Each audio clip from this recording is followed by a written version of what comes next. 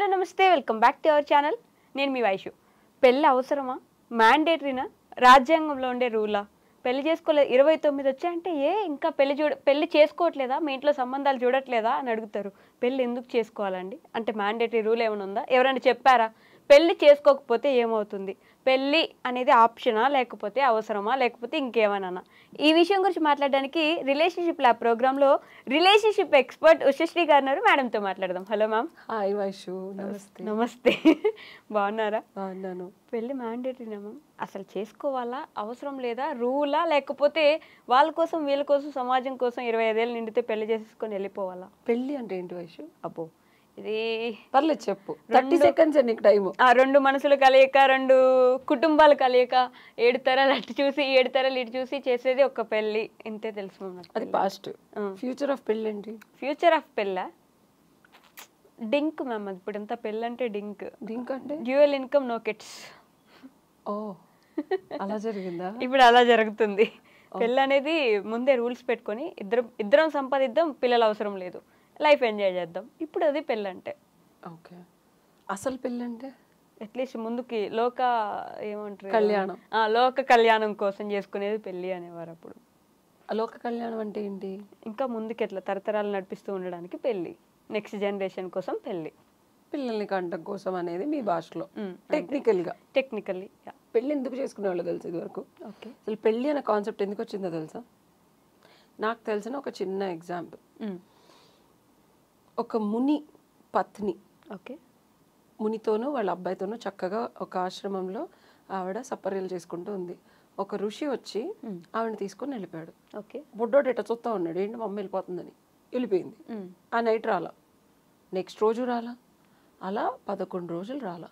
వాళ్ళ నాన్నగారిని అడుగుతూ ఉన్నాడు, నాన్న అమ్మేదంటే, నాన్న నువ్వు కూడా పెద్దవాడివయ్యి నువ్వు కూడా ధ్యాన స్థితికి వెళ్ళినప్పుడు నీకు కూడా కొన్ని కామవాంఛలు వచ్చినప్పుడు అలా ఇంకొకళ్ళ భార్యను కూడా నువ్వు తీసుకెళ్తావు నాన్న అంటే, అసలు ఇదేం కాన్సెప్టు? నన్ను నా తల్లిని వేరు చేసే ఈ వాట్ ఎవర్ అప్పుడున్న కాలమాన పరిస్థితుల్లో రాజ్యాంగమో రూలో దీన్ని నేను మారుస్తాను అని పిల్లల నుంచి తల్లిని దూరం చేయకుండా ఉండడానికి ఏ తండ్రితో అయితే పిల్లలు కలుగుతారో ఆ తండ్రితో ఆ తల్లి ఎప్పుడూ ఉండాలని ఒక రూల్ తీసుకొచ్చాడు. ఆయన పేరు నేను చెప్పలేను, కాన్ఫ్లిక్ట్స్ వస్తాయి యాజ్ ఎ లాయర్. ఇది ఒక కథ, కథలాగే చూడు. ఈ కథ వల్ల మన భారతదేశానికి భారతదేశం అని అలా కొన్ని శాసనాలు వచ్చాయి. సో కొన్ని వందల సంవత్సరాల క్రితం కాన్సెప్ట్ ఆఫ్ పెళ్లి లేదు. గంధర్వ వివాహం అంటారు తెలుసా? మీరు ఇప్పుడు జెన్జీ ఇదంతా whatever dual income no kids sorry, పెద్దగా మీకు కొత్తగా ఆలోచనలు వచ్చాయి అనుకోకండి సుమి, ఇవి ఎప్పుడో ఉన్నాయి. ఓకే. సో ఋషులు మునులు తపస్సు తీసుకుంటే అప్సరసలు వచ్చి విత్ కిడ్స్ చేసి వాళ్ళకి ఇచ్చేసి వెళ్ళిపోయారు. సో ఫ్రెండ్స్ విత్ బెనిఫిట్స్ అనమాట. అది responsibility was taken care bye dad. So ఇప్పుడు మీరు అనుకునే అప్డేటెడ్ టెక్నాలజీ అంతా మనకి ఎప్పుడో పురాణాల్లో ఉంది. గంధర్వ వివాహం అంటే ఇద్దరు మనుషులు కలవాలి, ఇద్దరు ఫ్యామిలీ కలవాలి, ఈ తుప్పాసి concept whatever these days లో వచ్చింది. తుప్పాసి కాన్సెప్ట్ ఎందుకు అని ఇప్పుడు అంటున్నామంటే ఇప్పుడు అది మనకి వర్తించట్లేదు. బట్ కొన్ని వందల సంవత్సరాలు అదే కాన్సెప్ట్ ఉండటం వల్ల సొసైటీ స్ట్రాంగ్ గా బిల్డ్ అయింది. ఎప్పుడైనా రాజ్యాంగం కానీ ఇప్పుడు సుప్రీంకోర్టు వారు నీ భార్య ఇంకొకరితో ఫిజికల్ గా ఉన్నా నువ్వేం అనద్దురా బాబు, ఎందుకు కేసు పెడతావు బాబు అని ఎందుకు అంటుందంటే కాలమాన పరిస్థితిని బట్టి సొసైటీ ముందుకెళ్ళాలి, కాన్ఫ్లిక్ట్స్ లేకుండా కొంచెం సుఖంగా సంతోషంగా ఫ్యామిలీస్ ఉండాలి అంటే ఏం చేయాలనేది రాజుగారు పాతకాలంలో ఎలా అయితే మనకి శాసనాలు ఇచ్చారో లెజిస్లేషన్ ఇప్పుడు మనకి పవర్ లెజిస్లేషన్ నుంచి అలా ఇస్తున్నారు. ఇంకా ముందు కాలంలో గంధర్వ వివాహం, నేను నీకు నచ్చాను నువ్వు నాకు నచ్చావని చేయి పట్టుకుంటే చాలా వివాహం అయినట్టే, ఎవరికి చెప్పక్కర్లేదు. They have marital bliss. ఎన్ని రోజులు కావాలంటే అన్ని రోజులు ఉండొచ్చు, ఎలా కావాలంటే అలా జలకాలాటలలో అని పాటలు పాడుకొని వదిలేసి వెళ్ళిపోవచ్చు. ఇది ఉండేది. ఓకే. అండ్ పండగ పూట కూడా పాత మొగుడేనా అనే ఒక సామెత ఉంది. ఉందా? ఉంది. ఎలా? అదేం వేరే సామెత? ఏం మాట్లాడుతున్నారండి, ఒక మొగుడు కాకుండా ఇంకో 100 మందిని తెచ్చుకుంటావా అని అడగవే. సరే మమ్మ అడిగేసాను అనుకోండి, చెప్పండి. సో మనకి గుళ్ళల్లో గోపురాల్లో శృంగార రాసలీలలు ఆడే బొమ్మలు ఉంటాయి, చూసాం. సో ఎక్కువ పుస్తకాలు చదివేసి చెప్పేస్తున్నాను అనుకోకంటే మరి చెప్తాను. ఓకే. సో అక్కడే ఒక ఉద్యానవనం కూడా ఉంటుంది. ఓకేనా? ఇప్పుడు ఏదైతే మనం updated group, physical intimacies, wife and husband sharing keys ఇదంతా అంటున్నారు, అప్పుడు ఉద్యానవనంలో జాకెట్లు వేసేవాళ్ళు పండగ పూట. ఎవరు ఏ రవిక తీసుకొస్తే దే యూస్ టు టేకర్. ఓహో, అట్లాంటి సంస్కృతి. ఇప్పుడు కారు కేసేస్తున్నారు, అప్పుడు బ్లౌజెస్ ఇచ్చేవాళ్ళు. సో ఇది కూడా మనకి పుస్తకాల్లో ఉన్నాయి, నేను చదివింది చెప్తున్నాను తప్పించి. అసలు ఎందుకు అలా ఉన్నాయి, ఎందుకు అండ్ ఓపెన్ ప్లేస్ ఉండేది అక్కడ, గోపురాలు కట్టి అవి చూసి వీళ్ళు చేస్తుంటే శిల్పులు చెక్కేవాళ్ళు, గ్రూప్ థింగ్స్. సో మనం దేని గురించి మాట్లాడుకుంటున్నాం ఇప్పుడు?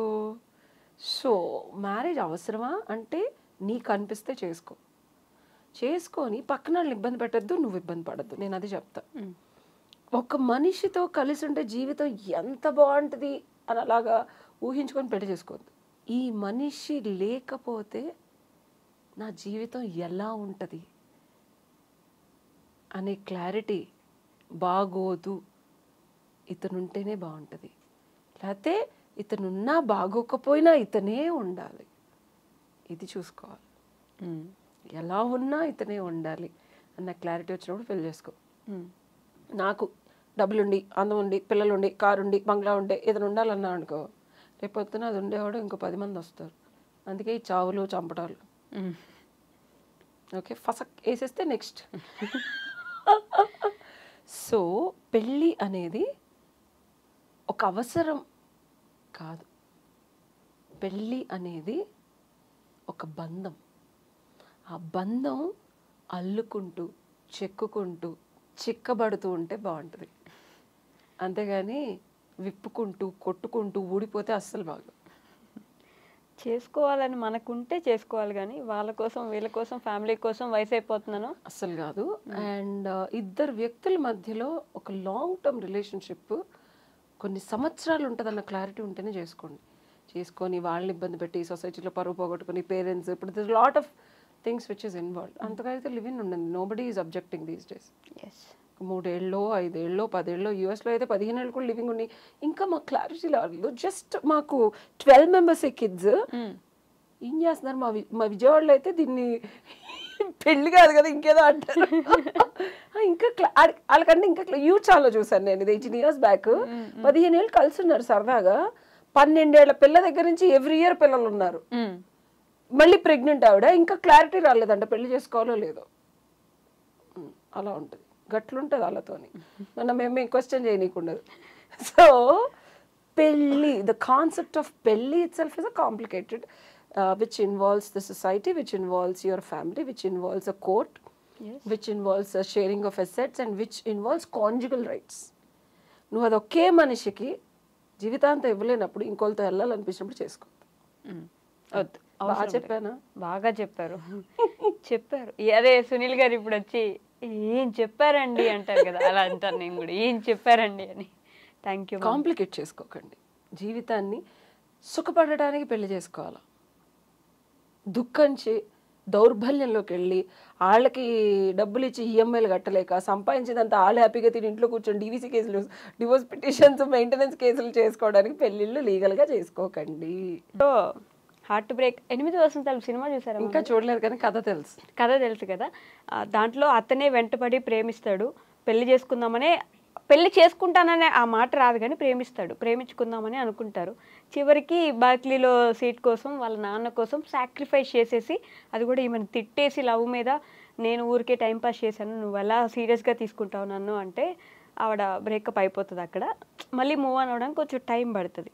సో మనకి ప్రతి ఒక్కరి లైఫ్లో అలాంటి స్టేట్ ఒకటి ఉంటుంది. ఆ స్టేజ్ నుంచి మనం బయటికి ఎలా రావాలి, అండ్ ఆ బ్రేకప్ నుంచి మనం ఏం నేర్చుకోగలం, అసలు ముందు ఎందుకు వెళ్తున్నావు ఐడియా ఉందా అనేది అడగాలి నేను యాజ్ అ క్వశ్చన్. అయితే నన్ను ఇప్పుడు మళ్ళీ మీరు తెలుసు. సో అసలు ముందుకు వెళ్ళే ముందు మనం వెనక్కి రావాలి. హార్ట్ బ్రేక్ అవ్వక ముందు హార్ట్ ప్రేమలోకి ఎందుకు వెళ్తున్నాం అని అడుగుదాం అనుకుంటున్నారా? ఎగ్జాక్ట్లీ.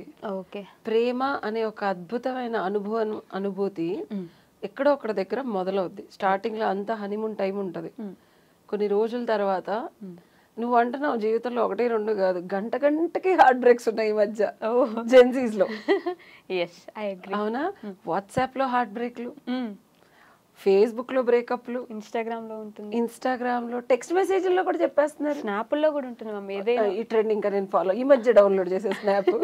సో స్నాప్లో ఎవరెందుకు ఎప్పుడు మాట్లాడతారో తెలియదు, అన్ని మెసేజ్లు వచ్చేస్తున్నాయి ఏంటి వైషు. యాప్ అలాంటిది. వాళ్ళు ఎవరో కూడా మనకు తెలియదు, వాళ్ళు అప్రిషియేట్ చేసేస్తున్నారు, అన్ని చేసేస్తున్నారు. సో నేను చెప్పొచ్చేది ఏంటంటే హార్ట్ బ్రేక్ అవ్వటానికి కానీ దోహదపడటానికి కానీ కారణాలు ఏంటి అనేది చూసుకోవాలి. ఓకే. సో కారణం ఏదైనా మనసు అయితే నొచ్చుకుంటుంది, బాధ అయితే తప్పట్లేదు, ఇబ్బంది అయితే పడుతున్నాం. అవును. అవునా?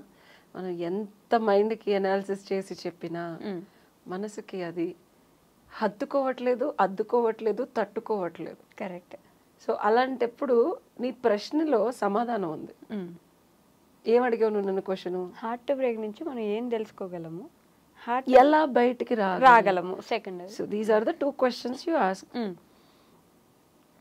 అసలు ఎలా వచ్చింది అనేది తెలిస్తే చాలా మందికి ఇది అర్థం కాదు.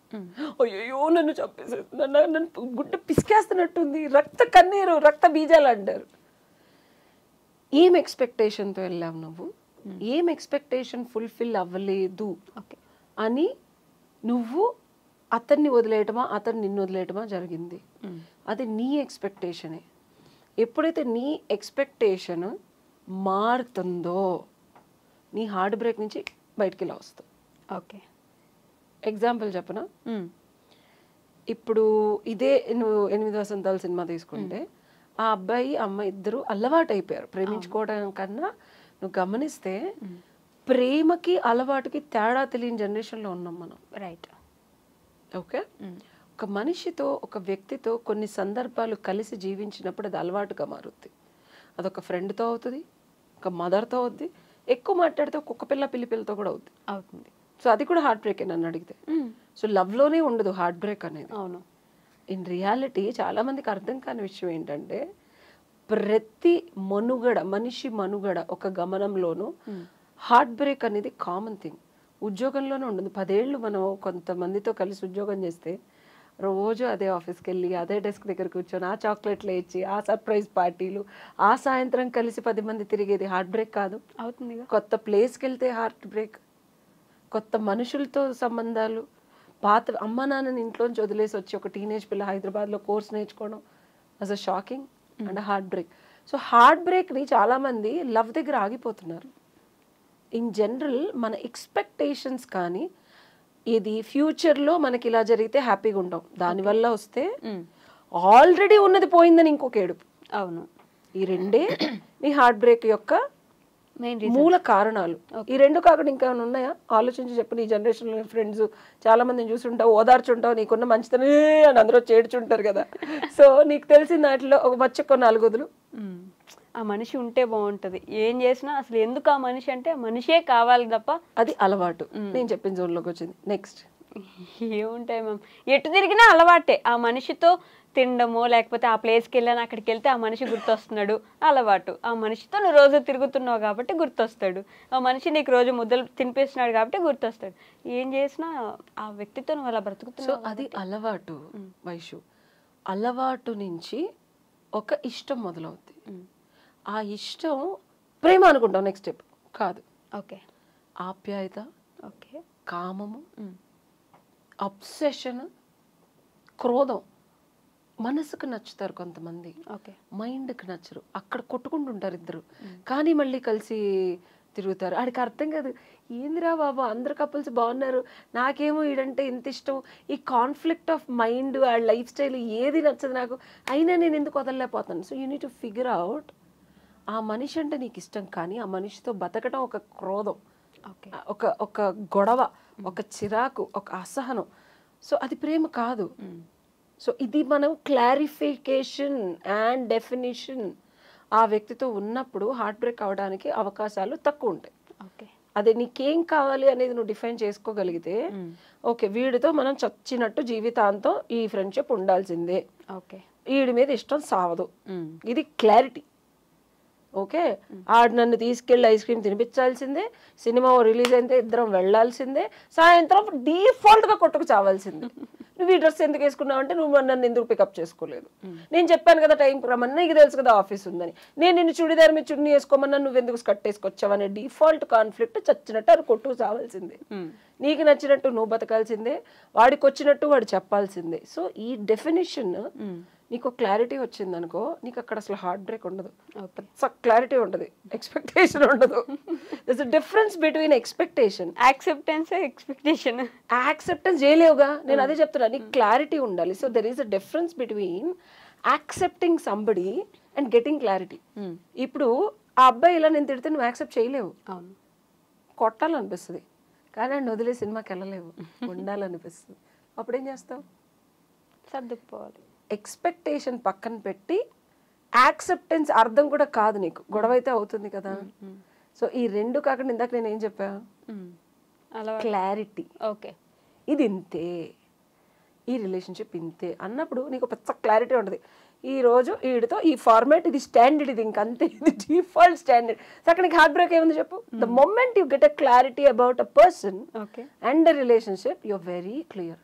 ఇది బాస్ కి ఒక ఆయన కింద పనిచేసే వ్యక్తికి ఉంటది, ఎలాగో తిడతారు ఈ గంట పడేసి వెళ్ళిపోదాం, అప్పుడు యాక్సెప్ట్ చేస్తావు. అదే నువ్వు ఫ్రెండ్ లో లవ్వర్ లో నాతో తప్పించి వీడు ఇంకెవడుతున్నా మాట్లాడుతున్నాడా, చంపేద్దాం దాన్ని అనేది నువ్వు ఈ అద్దవ్వా ఈ డేటింగ్ యాప్లకి వెళ్తాడు, నేను తప్పించి ఏ అమ్మాయినైనా కుక్కతోక వంకరా, కానీ నేను ఇష్టం అంటాడు. అలాంటప్పుడు నేనే అర్థం చేసుకొని క్లారిటీ తెచ్చుకొని, బాబు బంగారం నీ బతుకు నువ్వు బతుకు, నేను ఇంకోటి ఎత్తుక్కుంటానని ఆ క్లారిటీ నీకు రావాలి. ఆండెల్లి విరికించి తమాషా చూసారే నువ్వు నాతో మాట్లాడు నాతో మాట్లాడు, ఈ పిచ్చికోల పెట్టకూడదు. ఈ పిచ్చికోల పెట్టకుండా నీ లైఫ్ ఏంటి, నీకు కావాల్సింది ఏంటని ఎత్తుక్కొని ఆడిని పక్కదారి పట్టించొద్దు, నువ్వు పక్కదారి పట్టద్దు, కొట్టుకు సావకుండా ఇంకోటి ఎత్తుక్కో, ఆడు బతుకండి బతుకుని. నీకు ఆ క్లారిటీ వచ్చింది అనుకో, ఆడే తిరిగి వస్తాడా మానేసి వస్తాడా, ఈలోపు నీకు ఇంకెవరన్నా నచ్చారనుకో వాళ్ళతో హ్యాపీగా ఉండి ఆడి సవాడు చేస్తాడు అంతే. ఇక్కడ హార్ట్ బ్రేక్ ఎక్కడ ఉంది? లేదు, ఆ మనిషే కావాలి అనుకున్నాము, ఆ మనిషి అర్ధాంతరంగా వదిలేసి వెళ్ళిపోయాడు. ఎక్స్పెక్టేషన్ అది. ఎస్, అది ఇంకో ఎపిసోడ్ లో మాట్లాడదాం. ఇక్కడ నువ్వు నన్ను అడిగింది హార్ట్ బ్రేక్ కి దారి తీసే ఏమేమి ఉన్నాయి, దాన్ని ఎలా అవాయిడ్ చేసుకోవాలని. ఈ రెండు క్లారిటీ అయితే ఇచ్చా కదా, ఇచ్చారా లేదా? ఇచ్చారు, కానీ దాని నుంచి బయటికి రావాలంటే ఎలా రావాలి, అసలు దాని నుంచి మనం ఏం తీసుకోవాలనేది చెప్పలేదు నాకు. ఎగ్జిట్ ప్లాన్ అడుగుతున్నావు, అంత ఈజీ కాదు అది. లోపలికి వెళ్ళడమే తెలుసు పద్మవ్యూహంలోకి. షేర్ ఖాన్ ఎంతమంది నేను పంపించంటాడు, పంపించే వరకు మాత్రమే వీడు స్టెబ్బర్ గా చంపేస్తాడు, ఆ తర్వాత వీడు ఉంటాడో చచ్చిపోతాడు ఎవరికి తెలుసు. సో నువ్వు అడిగింది ఎగ్జిట్ ప్లాన్. ఓకే, ఎంట్రీ చాలా సుఖంగా ఉంటది, సమ్మ ఉంటది, హనీమూన్ పీరియడ్ ఉంటది, అసలు భూ ప్రపంచంలో అంతా వసంతాలే కురుస్తా ఉంటాయి. ఆ తర్వాత డ్రాకులాలు వస్తాయి, డ్రాగన్స్ వస్తాయి, ఎలివెన్స్ వచ్చి తొక్కేస్తాయి. అక్కడ కోటాను కోట్ల వెయిట్ ఉన్న తల్ల పగిలిపోయి అంత బండరాయిలు వచ్చి మీద పడతా ఉంటాయి. ఎవరికి విజువల్ ఎఫెక్ట్స్ లో ఇది ఏం కనిపించదు, నీకు మాత్రమే తెలుస్తూ ఉంటుంది బ్రేకప్ ఫేజ్ లో. అవునా? అవును. ఆగాలన్నా ఆగని ఏడుపు, వద్దన్నా వదులుకోలేని మనిషి, కావాలన్నా నీ దగ్గరికి రాడు అని తెలిసినా కావాలనుకునే నీ కోరిక మనస్సు, దాన్ని ఆపుకోలేని నీ గతి, అసహ్యించుకునే నీ స్థితి. బాబా బాబా అసలు ఏమన్నా చెప్పారేమో. ఎస్, ఎగ్జాక్ట్లీ బ్రేకప్ లో ఉండే ఫేజెస్ ఇవే. సో లోపలికి వెళ్తే కాదు, 6 సార్లు బయటకు కూడా వచ్చా నేను. సో అందుకే నన్ను రిలేషన్షిప్ ఎక్స్పర్ట్ అంటారు మా ఫ్రెండ్స్. మీ ఐడ్రీ మాల్ కూడా పొక్కట్లో పెట్టలేదు. ఎంట్రీ ప్లాన్ కాదు, ఎగ్జిట్ ప్లాన్ తెలుసుకున్న వాళ్ళు తోపు. అంతేగా, లేకపోతే ఎంత హ్యాపీగా వెళ్ళని అవుతాను నేను నీతో. అంతేగా. అవునా? 1 కాదు 2 కాదు 6 మేజర్ బ్రేకప్ నాకు. మేజర్ బ్రేకప్, మేజర్ అసలు మామూలు కాదు, అసలు నెక్స్ట్ లెవెల్. సో మీరు తప్ప ఎవరు చెప్పగలరు ఇప్పుడు మాకు ఎగ్జిట్ ప్లాన్స్? చెప్పాలి, మళ్ళీ ఎపిసోడ్ లో మాట్లాడుకుందామా? ఓకే, తప్పకుండా. సో మళ్ళీ ఎపిసోడ్ లో ప్రాపర్ ఎగ్జిట్ ప్లాన్ ఇస్తాను మీకు. అప్పటి వరకు మీకు ఏదన్నా ప్రాబ్లం ఉండి బ్రేకప్ అయ్యి ఉండి మీ ప్రాబ్లమ్స్ కామెంట్ రూపంలో తెలియజేస్తే మన ప్రోగ్రామ్ పేరే రిలేషన్షిప్ ల్యాబ్. ఈ ల్యాబొరేటరీలో మేమన్నీ కూసంకుశంగా పరిశీలించి క్షుణ్ణంగా మీకు ఒక రిపోర్ట్ ఇస్తాము. దానికి తగ్గట్టు మీకు నచ్చింది మీరు చేసుకోవచ్చు. Okay guys, wait and watch. Next episode లో మీకు రిజల్ట్ వస్తుంది. ప్రస్తుతానికి మీరు పోరాడండి. ఇంకా మీకు ఏమైనా క్వశ్చన్లు ఉంటే చెప్పండి. అంతవరకు హోప్ నువ్వు అడిగిన క్వశ్చన్స్ కి అయితే నేను సాటిస్ఫాక్టరీ ఆన్సర్స్ ఇచ్చాను. కాకపోతే అది నెవర్ ఎండింగ్ స్టోరీస్ కదా. ఎగ్జిట్ అనేది it's not an easy thing Vaishu. And everybody's journey is different అనుకుంటారు రిలేషన్షిప్లో. నా అనుభవంతో నేను నేర్చుకుంది, ఒక రిలేషన్షిప్ అనేది ఎంట్రీ ఉంటుంది. ఆ ఎంట్రీ అయ్యేటప్పుడు కొన్ని ఎక్స్పెక్టేషన్, వీడికి కొన్ని బాక్సుల్లో కొన్ని ఉంటాయి, వీడికి కొన్ని బాక్సులు ఉంటాయి. ఫస్ట్లో ఇది ఫిట్ అయిపోద్ది అనుకుంటారు, ఇలా ఇలా ఇలా ఇలా ఇలా ఇలా స్టార్టింగ్లో అంతా బాగుంటుంది. తర్వాత ఇలా ఇలా ఇలా ఇలా ఇలా స్టార్ట్ అవుతుంది. ఫస్ట్ హార్మోనియస్గా ఇలా వెళ్తారు, తర్వాత ఇలా ఇలా ఇలా స్టార్ట్ అవుద్ది, ఇలా ఆ తర్వాత తర్వాత ఇలా ఇలా స్టార్ట్ అవుద్ది. సరే ఎందుకు సో ఇలా స్టార్ట్ అయినప్పుడు ఏమవుద్దంటే నొప్పి పెడుతుంది. ద మూమెంట్ యూ స్టార్ట్, ఆ తర్వాత ఇలా గుచ్చడం, రక్కటం, రిలేషన్షిప్లో ఇవన్నీ స్టార్ట్ అయినప్పుడు దుఃఖం, బాధ భరించలేని తర్వాత ఇలా ఇరక్కొట్టేయడం ఉంటుంది, చీరలు ఇరక్కొట్టేయడం అన్నీ ఉంటాయి రిలేషన్షిప్లో. అప్పుడు ఏమవుతుందంటే ఇద్దరిలో ఉన్న ఒకడే పరిగెడదాం అనుకుంటాడు. కొట్టేవాడు కాదు షేర్ ఖాన్, కొట్టించుకునేవాడికి ఉండాలి ధైర్యం. సో ఈ ఎగ్జిట్ మీద ఎవడు అడగాలి, కొట్టించుకునేవాడు అడగాలి. అది మరో ఎపిసోడ్లో ఎంతమంది ఎలా కొట్టించుకున్నారో కామెంట్ రూపంలో తెలియజేయండి. సో ఆ కొట్టించుకోవడం, దెబ్బల నుంచి బాధ నుంచి బయటపడాలన్న ఉత్సాహం మీకే ఉంటుంది. కొట్టేవాడు సమ్మగా ఉంటాడు రిలేషన్షిప్లో. సో మీ బాధలకి మేము డెఫినెట్గా మా ల్యాబొరేటరీలో టెస్టులు చేసి పరిశీలించి మీకు ఒక మంచి అద్భుతమైన అవుట్పుట్తో మంచి మెడిసిన్స్ రాసిస్తాం. Okay ma'am, thank you. Thank you.